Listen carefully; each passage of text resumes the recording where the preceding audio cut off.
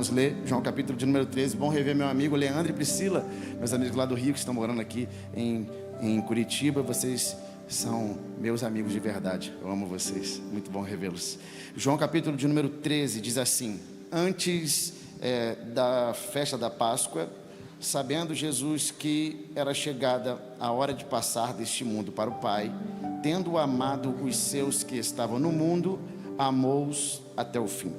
Durante a ceia, tendo já o diabo posto no coração de Judas, filho de Simão Iscariotes, que traísse Jesus, sabendo este que o Pai tinha confiado tudo em suas mãos, e que ele tinha vindo de Deus, e que voltaria para Deus, levantou-se da ceia, tirou a vestimenta de cima e, pegando uma toalha, vestiu-se com ela. Em seguida, pôs água numa bacia e começou a lavar os pés dos discípulos e enxugá-los com a toalha que estava vestido. Quando se aproximou de Simão Pedro, este perguntou: vai lavar meus pés, Senhor? E Jesus respondeu: o que eu faço agora, você não compreende, mas vai entender depois. Então Pedro disse: Senhor, nunca lavará meus pés. Ao que Jesus respondeu: se eu não te lavar, você não tem parte comigo. Então Pedro lhe pediu: Senhor, não somente os pés, mas também as mãos e a cabeça. E Jesus respondeu: quem já se banhou não precisa lavar nada, a não ser os pés, pois, quanto ao mais, está todo limpo, e vocês estão limpos, vírgula, mas nem todos. Ficou tenso agora, né, irmãos? Mas vai dar certo. Esse texto é incrível. Esse texto é um dos momentos mais importantes do ministério de Jesus. Jesus, ele está sentado a uma mesa com os seus discípulos, e ele está prestes a trazer um ensinamento que entraria para a história, um ato conhecido como lava-pés. Esse ato, ele foi voluntário, consciente, extremamente significativo. Por que eu digo isso? Voluntário porque ninguém obrigou, consciente porque ele sabia o que fazia, e significativo porque ele marcou uma geração fazendo isso. Eu digo isso por quê? Por que esse ato era voluntário, consciente e significativo? Porque Jesus, ele sabia de algumas coisas que lhe fora revelada pelo próprio Deus.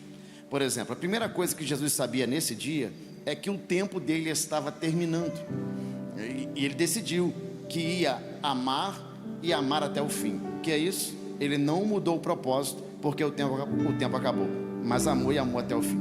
Segunda coisa que Jesus sabia, ele sabia que Satanás tinha posto no coração de Judas de o trair, e ele também sabia que tinha todo o poder. Então Jesus sabe quem é o traidor e sabe que tem poder para impedir a traição.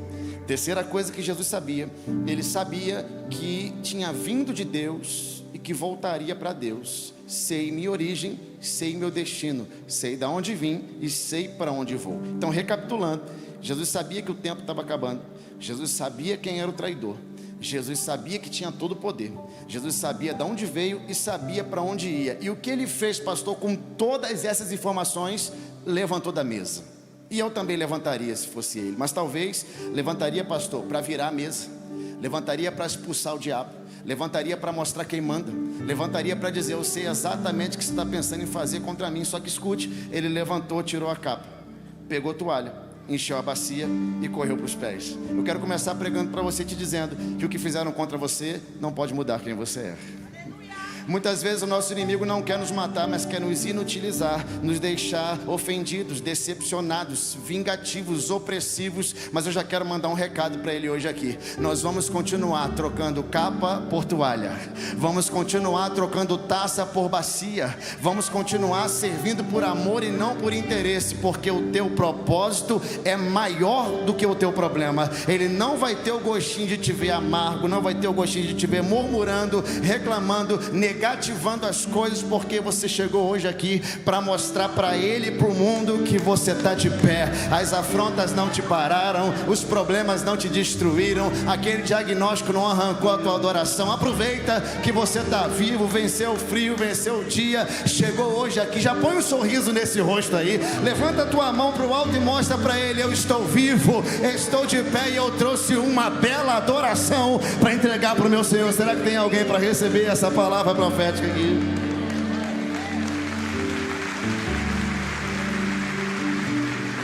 Escute, eu gosto de Davi sendo ungido em casa pelo profeta Samuel. Você sabe que o profeta Samuel entrou na casa de Davi para ungir ele, segundo 1 Samuel capítulo 16. E aí enquanto ele entra para ungir, ele tem um anseio de acertar, porque Saul foi um rei que não deu muito certo. Então ele tem um anseio de acertar. Passa o primeiro filho, ele diz que é esse, Deus fala não é. Passa o segundo filho, ele fala é esse, Deus fala não é. E ele errou 7 vezes.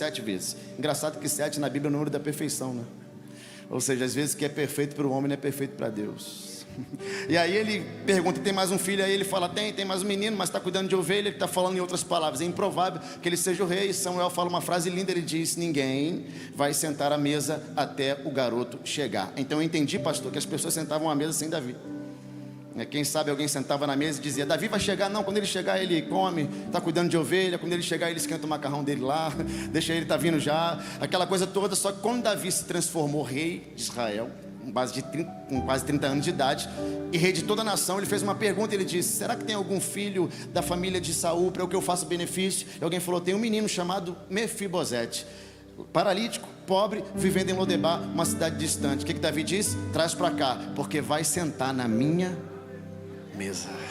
Mandou um recado para o mundo espiritual e disse, fizeram isso comigo, mas eu não repito aquilo que fizeram comigo, porque a minha essência não é alterada por aquilo que as pessoas tentam fazer contra a minha vida. Preserve aquilo que você tem de melhor, a essência que Deus colocou em você. O texto dele é incrível. Na verdade, vamos aprofundar mais um pouco. A Bíblia diz que Satanás contaminou o coração de Judas. Então escute, o bem e o mal estão no mesmo ambiente, ou melhor, assentados na mesma mesa. E o mal tem um plano, qual é? Vender Jesus. E Jesus tem outro plano, qual é? Lavar os pés. Talvez essa seja a maior força de um homem. Qual é? Ter poder para fazer uma coisa e optar por fazer outra. Ou seja, Jesus tinha poder para aniquilar, mas decidiu lavar o pé.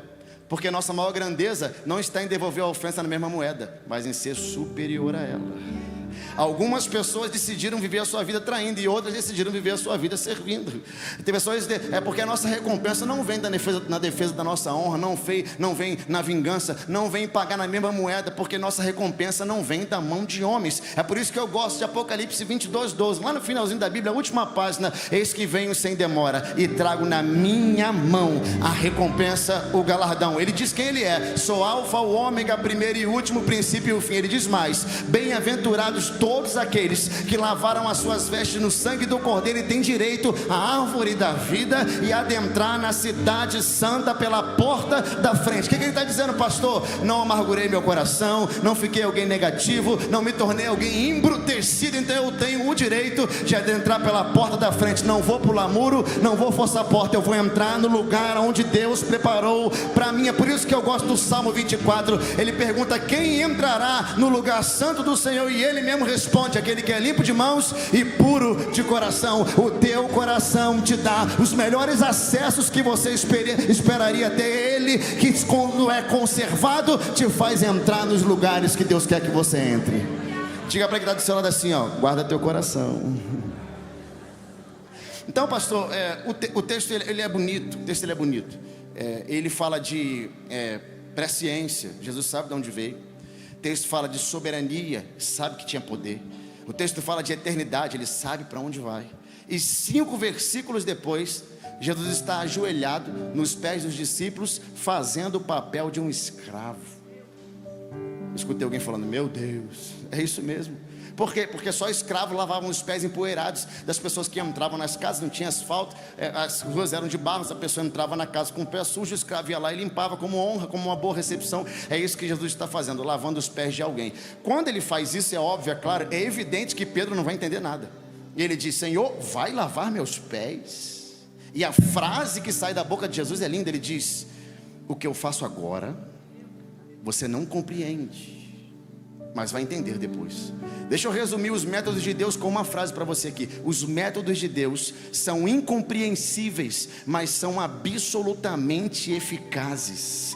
Por vezes você não entende porque passou o que passou, porque viveu o que viveu, porque sofreu o que sofreu, porque chorou o que chorou. Mas quando passa um ano, você tem coragem de abrir a boca e dizer: foi bom ter sido afligido para que eu aprendesse os teus mandamentos. Passa mais um tempo, você abre a boca e fala igual a Paulo: as tribulações do tempo presente não hão de se comparar com a glória que há de ser revelada. Ou talvez você escolha ser como Abraão, que embora o corpo estava amortecido, não duvidou da promessa, mas se fortaleceu dando glória a Deus. Ou talvez você opte por ser como Jó, independente do que aconteça, eu sei que o meu Redentor vive e que por fim se levantará sobre a terra. Ou talvez você queira seguir os conselhos do apóstolo Paulo, 2 Coríntios 4,16. Por isso não desfalecemos, mas ainda que o nosso homem exterior se corrompa, o homem interior se renova dia após dia, porque a nossa leve e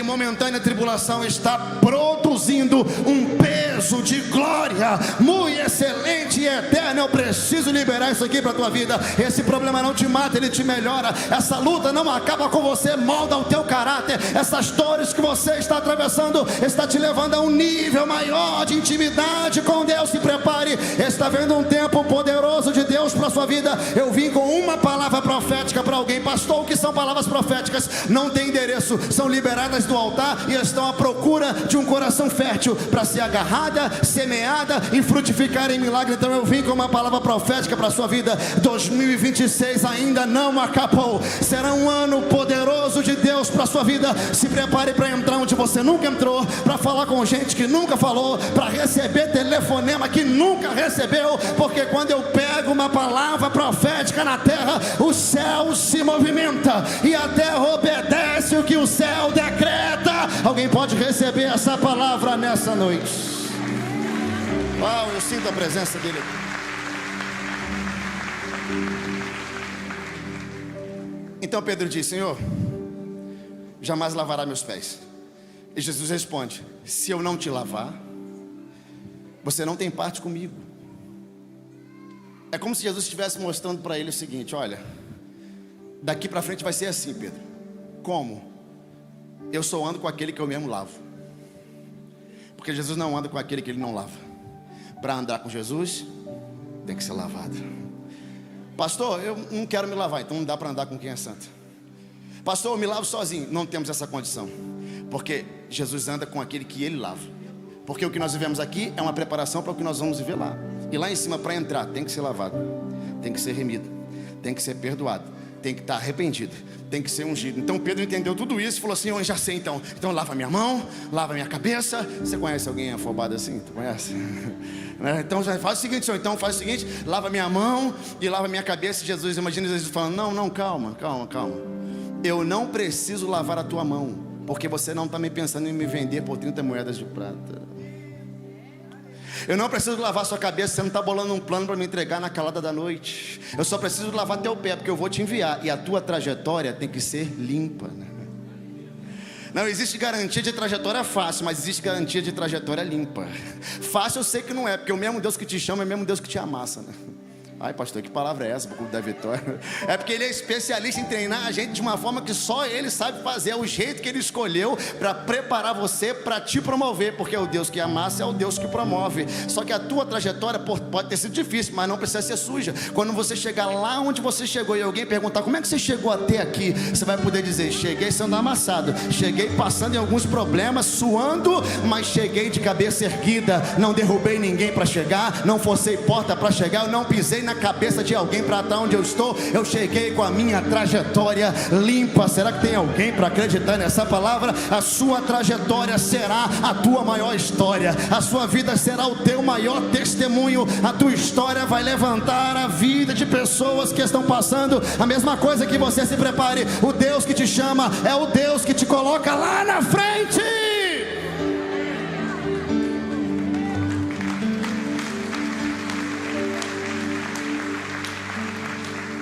Então ele diz: Senhor, lava o que o Senhor quiser lavar. Naquele dia, Jesus lavou 24 pés. Já fez as contas? Pé pra caramba, né? Lavou 24 pés, inclusive os pés do Judas. Está aí um bom tema para colocar nessa mensagem. Você lavaria os pés do seu Judas? Está lá ele lavando. E você vai ver que Judas... É porque todo o texto ele tem múltiplas visões, né? Na verdade, aquilo que você enxerga fora é um pouco do reflexo daquilo que a gente tem por dentro. Eu chamo isso de filtro do coração. Filtro do coração. O que é isso, pastor? É você enxergar alguma coisa fora, refletido daquilo que você carrega. Por exemplo, tem gente que olha para pessoa, tem gente que mania de perseguição, acha que todo mundo vai trair ela. O que é isso, pastor? É alguém que, se estivesse lá, faria isso também. Como tem gente que olha para as pessoas que não são tão boas e elas dizem, não, é gente boa. E alguém fala, isso aí não vale nada, fulano. E ele fala, não, vale sim, tem coisa boa ali dentro. Por quê? Porque consegue enxergar o melhor das pessoas. É o filtro do coração. Quando você olha uma coisa, passa por esse filtro. Agora tu imagina, se Judas está com o coração contaminado pelo diabo, tu acha que ele está vendo a cena como? Não é porque você está sentado, vendo Jesus lavando o pé dele, e o coração dele está contaminado, na visão dele, ele está vendo um mestre fazendo o papel de um escravo, está humilhado. Então a visão de cima para baixo é um mestre humilhado, mas a visão de baixo para cima, como é que é? Estou gostando dessa irmã que fala, eita, meu Deus, eu vou levar ela comigo para não for pregar. Pastor, como é que é a visão de baixo para cima? É Jesus olhando para Judas e dizendo, Judas, será que você não entendeu? Que eu estou te lavando por fora para poder também te lavar por dentro. Será que você não consegue entender que essa cena pode motivar você a mudar de vida e ser outra pessoa? Será que a cena de Jesus lavando um pé de alguém que não merecia não comove a nossa vida, nos faz querer ser diferentes? Porque Jesus lavar o pé de alguém que sabe que vai trair, sabe que está com o coração contaminado, e ele mandar um recado para a gente dizendo, você não merecia nada do que eu fiz na sua vida, mas existe uma palavra pequenininha e poderosa chamada graça. Você não merecia, eu não merecia, eu não era para tocar teclado, não era para ser pregador, não era para ser pastor, não era nem para ser crente, mas a graça chegou na tua vida para te dizer, eu paguei um preço no teu lugar. Quem estava morto agora está vivo, quem estava perdido foi achado, quem ia em direção ao inferno agora está indo em direção à eternidade. Se alguém foi alcançado pela graça aqui em Curitiba, erga suas mãos para o alto, eu vim te dar uma boa notícia. A cédula que era de acusação contra você foi rasgada e pregada na cruz do Calvário. A graça te banhou e te deu um livre acesso à eternidade. Será que tem alguém grato nessa noite por isso? Eu sinto a presença dele. É graça. Aí está lá lavando. E é verdade que Judas ele já está dando alguns indícios que não está legal, né? É porque quedas, elas não acontecem, elas são, né, uma sequência de permissões. Se você olhar para a vida de Judas, se você ver o versículo anterior, que é o versículo 12, você vai ver que Jesus entra numa casa para jantar. Mateus e Marcos dizem que a casa é de Simão o leproso. João acrescenta, fala que Lázaro está sentado à mesa. E aí quando ele entra para jantar nessa casa, os três dizem que uma mulher entrou com um vaso de alabastro na mão, um perfume precioso, quebrou no chão, decidiu ungir os pés de Jesus. Pedro fala que ungiu, João fala que ungiu também a cabeça. E os três concordam em uma única coisa. O que é? É que Judas, quando viu a cena, reclamou e disse, dava para ser vendido um perfume tão precioso como esse. Pastor, o que Judas está fazendo? Colocando valor, colocando preço na adoração de alguém, né? Não dá para se fazer isso. É porque a gente não sabe, Paulo, da onde Deus arrancou essa pessoa para ela estar adorando daquele jeito. É por isso que eu não critico quem levanta a mão, quem corre na igreja, quem fala alto, quem faz alguma coisa. É porque eu não sei a condição que ela estava antes de encontrar com Deus e a condição que Deus colocou ela agora. Então se você foi resgatado por Ele como eu, estava perdido e foi achado, estava morto, mas agora está vivo, não perca essa oportunidade de entregar para Ele tudo aquilo que Ele merece receber. Porque Deus recebe a adoração de pessoas que têm algo para entregar para Ele. A sua vida conta a tua melhor história. E o pior é ela quebrar o vaso, né, irmão? Isso que é terrível, porque não dá para derramar um pouquinho e ir embora? Mas não, ela quebrou. Quando ela quebrou, mandou um recado para a gente aqui em 2026. Qual o recado que ela mandou? Se eu vim trazer alguma coisa para ele, eu não vou levar nada para casa. Eu quebro aqui e deixo tudo aqui. As minhas lágrimas, a minha oferta, a minha entrega, a minha voz, a minha vida. Eu me esvazio de mim para voltar para casa cheio da presença dele. E a Bíblia diz mais, que o lugar foi tomado com aquela adoração, empesteado de glória. O que é isso, pastor? É Deus mostrando que a adoração de alguém que entrega tudo tende a tomar o ambiente de uma forma especial. Será que tem alguém para entregar uma adoração para Ele aqui essa noite? Só os gratos, só os verdadeiros adoradores. É por isso que Deus não procura pastor, Deus não procura obreiro, Deus não está atrás de músico, mas Ele procura uma geração de verdadeiros adoradores que o adoram em espírito e em verdade, porta aberta ou porta fechada, carro novo ou carro velho, dando certo ou dando errado, eu entro por aquelas portas e entrego uma adoração adoração para o meu Deus. Se os verdadeiros já chegaram, não perca essa oportunidade. Adore a Deus aí.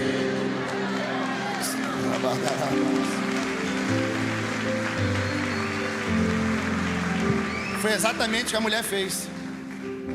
Então, pastor, o que Jesus fez? Lavou 24 pés, levantou da mesa, levantou do chão, sentou-se à mesa de novo, tirou a capa, colocou a toalha e disse: vocês me chamam de mestre e senhor, e eu o sou. O que ele está dizendo? O fato de eu ter lavado teu pé não me diminuiu, porque serviços feitos para um Deus grande nunca vai humilhar alguém que é pequeno. O que ele está fazendo? Ele está dizendo: olha, isso nunca vai derrubar, porque pessoas só são humilhadas quando elas permitem ser. Não é? Se um obreiro está no estacionamento achando que está fazendo algo depreciativo, ele vai fazer com raiva. Mas se ele entende que está servindo ao rei e servindo aos irmãos, ele faz feliz. Por quê? Porque pessoas que se conhecem e sabem o Deus que serve, elas são anti-humilhação. O que é isso? Não importa o que você diga para ele. Pessoas que se conhecem não são iludidas por aplausos e nem humilhadas por críticas. Se você aplaude, o nariz dele não levanta. Se você critica, a cabeça dele não abaixa. Por quê? Sabe quem é e sabe o Deus que está servindo. Ou seja, aquilo que você diz para ele só vira uma humilhação se ela permitir sair daqui e descer para cá. Porque se passar de um lado para o outro, ela continua servindo a Deus do mesmo jeito, trabalhando do mesmo jeito, fazendo do mesmo jeito, independente do que estão dizendo sobre ele. Porque pessoas que se conhecem não estão esperando reconhecimento de pessoas que são iguais a elas. Pastor pode esquecer, parente pode não ver, os amigos podem não reconhecer, o padeiro pode esquecer e o copeiro morrer, mas lá em cima tem um registro que não tarda e não falha. Deus conhece, sabe, e na hora certa. Ninguém ganha de Deus na generosidade. Ele não trabalha com janela, trabalha com comportas. Se prepare, o teu serviço é visto pelo rei que conhece você, sabe quem você é. Então Jesus diz: olha, vocês me chamam de mestre, senhor, e eu sou. Entenderam o que eu fiz? E eles: imagina isso fazendo assim, pastor. Então, ó, vai lá e faz igual. Esse texto, então já sei, pastor, quando eu sair do culto, eu vou lavar o pé de alguém, né, eu vou lavar o pé de um liderado meu. Não, esse texto não é sobre higiene mais, né? Ele passou disso. Esse texto é um remédio, é um antídoto. Esse texto é um remédio anti-orgulho, anti-vaidade, anti-soberba, anti-engrandecimento impróprio. Esse texto é uma forma que Jesus escolheu para nos mostrar uma forma de ser igual a Ele. Esse texto é um antídoto, um remédio para você se parecer mais com aquele que salvou a tua vida e mudou a tua história. É você ver que Ele faz aquilo que ninguém esperava, e depois Ele levanta e toma posição de novo. E a tentativa, a verdade é essa, que a tentativa de salvar Judas foram muitas. Muitas. Se você ver mais um pouco na frente, o jantar vai ficando um pouco tenso. É que depois que Jesus se levanta, ele fala assim: alguém aqui vai me trair. E aí começa aquela coisa toda. Pedro vê João encostado a cabeça no ombro de Jesus. Ele fala: pergunta aí quem é. Tu conhece alguém curioso? Não, né? Lá em casa, pastor, quando eu acordo de manhã, às vezes eu falo assim: vou brincar com a Thaís. Eu falo assim: Thaís, ó, bom dia, meu amor, ó, tem um negócio para te contar. Ela: é mesmo? O que é? Não, só vou te contar à noite. Irmão, acabou o dia. Agarra na minha perna e fala: você não anda para lugar nenhum até tu me contar esse negócio. O que é? Dizem que mulheres são curiosas, não é mentira, não é verdade isso. E aí ele fala assim, Pedro fala assim: pergunta aí quem é, João. E João obedece. O pior é que ele obedece. Pergunta: Senhor, quem é? E Jesus diz: ó, aquele que eu der um pedaço de pão, ou aquele que botar a mão no prato comigo. Alguém come no prato com você, irmão? Já pensou um negócio desse? Comer no mesmo prato que alguém? Que coisa poderosa. Eu tenho 3 filhos, pastor, mas novinho não come ainda. O Rubem, ele divide comida com todo mundo. Pensa um menino que não tem problema com isso. Ele vai comer, eu falo: dá um pedaço dessa batata frita aí. Ele toma. Dá um pedaço desse biscoito aí. Ele dá. Pediu comida com ele, ele divide. Não tem problema. Agora, bota a mão no prato do Benjamin para tu ver. Irmão, ele levanta isso aqui, tá aí, ó. Tipo cachorro mesmo. Ele fala assim: tira a mão da minha comida. Fala: meu filho. E eu aprendi lá onde eu trabalhei que você adestra cão mostrando poder, né? Aí eu falo para ele: quem foi que pagou essa comida? Você comprou? Então me dá um pedaço dessa batata frita agora, rapaz. Ele: toma. Não está doutrinado não. Ou seja, comer no mesmo prato que alguém é um negócio de intimidade. Eu acho que é a última cartada de Deus, cara. Virar para Judas e falar: cara, você vai comer no mesmo prato que eu. Toma aqui, eu estou te dando a comida que eu ia comer e estou dando para você. Só que nessa hora o texto diz que Satanás entrou em Judas. Porque se Deus tem uma última cartada, o diabo também tem. Você vai ver que tem dois tipos de problema aqui. O primeiro, o coração dele estava contaminado. Era Judas com o diabo. Agora mudou. agora é Satanás em Judas. E sabe o que aconteceu nessa hora? Jesus disse: o que você tiver que fazer, cara, ó, vai lá. Ele saiu da mesa de Deus. Porque o diabo, ele aceita dividir você com Jesus, mas Jesus não aceita dividir você com o diabo. Se for para sentar na mesa, tem que ser por inteiro. Deus não quer a metade de você, Deus não quer um terço de você, Deus não quer 99,9% de você, Ele quer o teu coração todo. Você é importante para Deus. Então, se for para sentar na mesa, pastor, eu sou pecador, estou todo errado, mas se o teu coração estiver lá, valeu a pena sentar na mesa do Rei. Deus quer você inteiro e Ele não abre mão da sua vida. Não abre. Eu gosto do jovem rico. Chegou para Jesus e falou assim: o que eu faço para te servir? Ele falou assim: obedece os mandamentos? Ele falou: todos. Tirou onda, arrebentou. Aí Jesus falou para ele assim, a Bíblia diz assim: Jesus o amou e disse: está te faltando uma coisa. Me deu até inveja, pastor. Só faltava uma para ele, para mim falta um monte. Falei: caramba, só uma que falta, para mim está faltando um monte de coisa. Tem que resolver isso, tem que pegar, tem que orar mais, tem que fazer isso. Não, para você falta só uma. Só que o que faltava para ele, não falta para a gente. E o que é? Ele não tinha o coração em Deus. Ele tinha um serviço para Deus, mas não tinha o coração para Deus. Antes de Deus querer o teu suor, Ele quer você. Você é mais importante do que o teu trabalho. O teu coração vai na frente do teu dom. A tua entrega, ela é maior do que o teu serviço para Deus. Deus não está procurando pessoas que trabalham só para Ele, mas pessoas que estão dizendo: Senhor, eu tenho um coração e Ele é todo, absolutamente, completamente teu. A mesa do Rei não é lugar de gente que só trabalha para Ele, é lugar de gente que entregou tudo para Ele. Gente que está dizendo: pastor, eu pequei ontem, eu errei, eu não deveria ter falado assim, mas eu tenho um coração e Ele está entregue todo na mão daquele que me resgatou e me deu tudo que eu tenho. Se tem alguém para entregar um coração, essa será hoje a tua maior oferta para o Rei. Teu coração será a tua maior mensagem.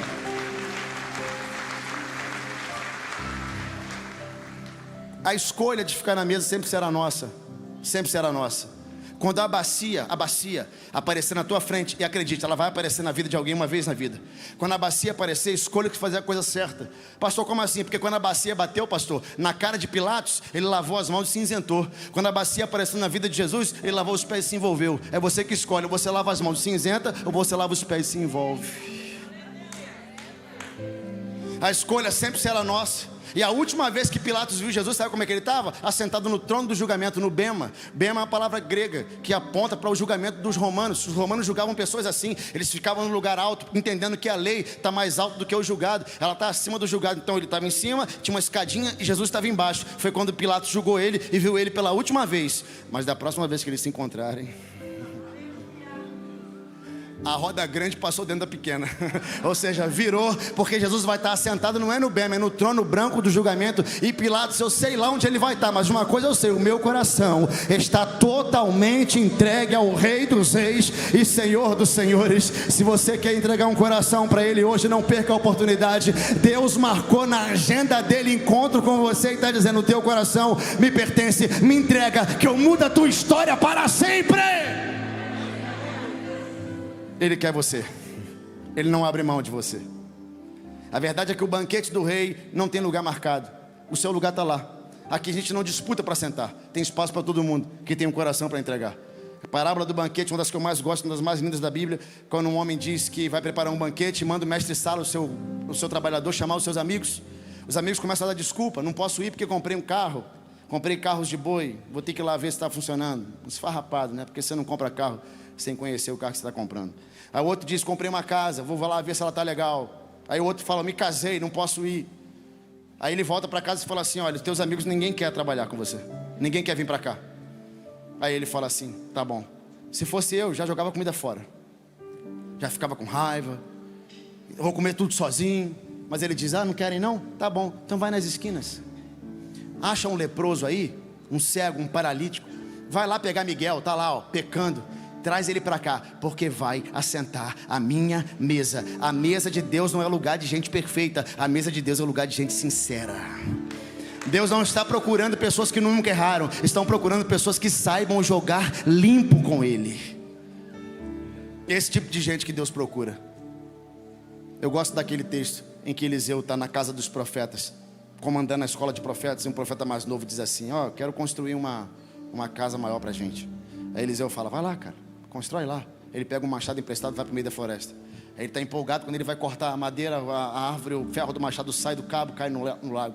Ele bota a mão na cabeça e diz: ai meu Deus, o machado era emprestado. Aí ele chama o profeta vem. Aí o profeta faz uma pergunta que balança a minha alma. Ele fala assim: onde foi que caiu? Não é assim que o pastor pergunta no gabinete? Aí ele fala assim: foi aqui, ó, nesse lugar. Ele diz exatamente onde foi. O profeta pega um pedaço de madeira, joga no lago, e o ferro que está nas profundezas do lago volta de novo para a superfície. Pastor, eu não entendi nada. Eu vou fazer um link para você. Madeira aponta para a cruz. E toda vez que eu jogo limpo com Deus, a cruz entra em ação. E aquilo que estava perdido nas profundezas do pecado volta de novo para a superfície renovada e limpa. Eu vim te dar uma boa notícia hoje. Hoje é um bom dia para você recomeçar tudo de novo. É um bom dia para zerar o relógio. É um bom dia para escrever uma nova história, para ter uma folha em branco. Deus de segunda, de terceira, de quarta, de quintas chances te trouxe aqui hoje para mudar a tua história e transformar a sua vida. Se você crê nessa promessa extraordinária, fique de pé no seu lugar, erga suas mãos para o alto. Eu estou aqui servindo e pregando um Deus misericordioso que muda a história de todos aqueles que se entregam para eles. Pastor, eu vim buscar um milagre. Está tudo interligado. Quando eu descobri que estava grávida, pastor, uma mulher quando está grávida, ela faz 9 ultras, né? 9 ultras, uma por mês. Nós fomos fazer a terceira ultra. Aí chegamos lá, não sabíamos ainda o sexo do bebê. Aí chegamos lá, olhamos lá, ele botou lá na televisão, aquela coisa toda. O bebê estava todo aberto. E aí ele falou assim: é menino, é menino. Eu falei: glória a Deus. Aí ele falou: ó, só tem um problema, ele tem uma mancha no pulmão. O bebê estava com uma mancha no pulmão. Eu falei: qual é o nome disso aí? Ele falou assim: isso aí é sequestro do pulmão. Nunca tinha ouvido falar nessa doença. Entrei na internet, olhei lá. É verdade. Eu falei: e aí, como é que resolve isso? Toma remédio? Ele falou: não, vai ter que operar. Quando nascer vai ter que operar. Eu falei assim: mas operar um bebê? Ele falou assim: é tranquilo, a gente vai abrir um buraco aqui do lado dele, na grossura de um dedo, vai lá no pulmão, vai raspar.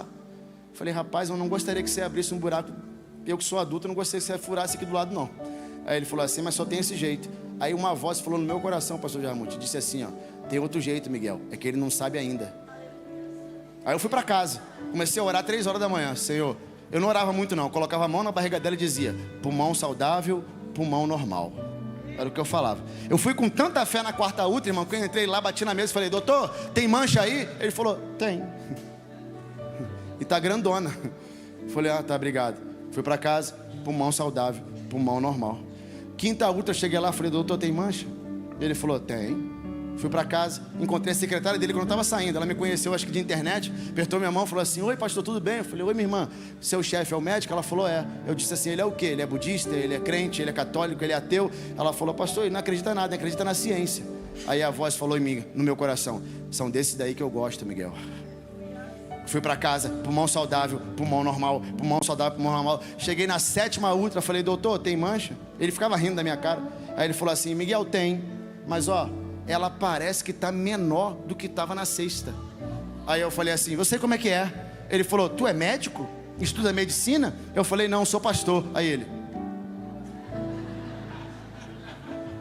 fui para casa, pulmão saudável, pulmão normal. Cheguei na 8ª ultra, falei: doutor, tem mancha aí? Ele falou: rapaz, ela tá tão pequenininha, mas ela tá lá, viu? Falei: obrigado, doutor. Quando eu cheguei na 9ª ultra, pastor, falei: ei, doutor, tem mancha? Aí ele falou assim: olha, não vi, mas faz o seguinte, quando o bebê nascer, você fica olhando, que ele tem que gritar alto para o ar entrar no pulmão e ele começar a respirar igual a gente, porque até então ele respira pelo cordão umbilical. Então quando ele nascer, é por isso que eu descobri que o médico que bate, joga para cima o bebê, né? Para chorar, para o ar entrar. Aí tô eu lá filmando, pastor. Eu filmei os 3 partos da Thaís. Eu vomitei nos 3, desmaiei nos 3. É que eu sou fraco. Aí eu tô lá, né, filmando o parto. Eu lembro no 2º parto, Thaís falou: Miguel, tá demorando, olha lá. Porque assim, tem 2 tipos de marido no parto: o consolador e o desbravador. Eu sou o consolador. Qual é esse? Fica do lado da esposa: vai dar certo, amor, você vai conseguir e tal. E quem é o desbravador? É o que passa o pano azul. Tem um pano azul entre a mulher e o médico. Se tu passar para lá, tu mita, tu entra pra história. Ela falou: Miguel, tá demorando. Falei: vou lá ver. Quando eu olhei, pastor, eu vi a metade do braço do médico na barriga dela. Voltei na hora. Ela falou: tá tudo bem? Eu falei: tá. Ela falou: tua boca tá branca. Eu falei: não, Thaís, já vem. Aí eu tô lá, 3º parto, filmando, o médico: Miguel já me conhecia, né? A gente brincava, ele, Miguel, corre, vai nascer. Coloquei o celular em cima da barriga, tá filmado aqui. Quando eu coloquei o celular, o bebê nasceu, ele fez uau! Eu acho que o ar do hospital inteiro entrou no pulmão dele, pastor. Eu falei assim, ó, deu certo, tá respirando. Ele falou, não, calma. Ele vai pra UTI. Eu falei, por quê? Tá respirando. Ele falou, não, mas é porque eu tenho 7 úteros com mancha, vai ter que ir pra UTI. Dia seguinte, acordei, fui lá na UTI. Cheguei lá, falei, cadê o médico? Não tá aqui. Mas veio outro médico de outra cidade, só para conversar com você. Falei, comigo o que houve? Não, ele é especialista em pulmão de bebê. E ele veio conversar sobre o sequestro do pulmão. Falei, tá. Ele veio na minha direção, apertou minha mão, falou, você é pai do Daniel? Falei, sou eu. E ele disse, eu vim conversar com você sobre o sequestro do pulmão. Falei, aconteceu alguma coisa? Ele disse, aconteceu. Eu tenho 7 úteros com mancha. E as meninas da UTI já fizeram 2 radiografias. Não acharam mancha nenhuma.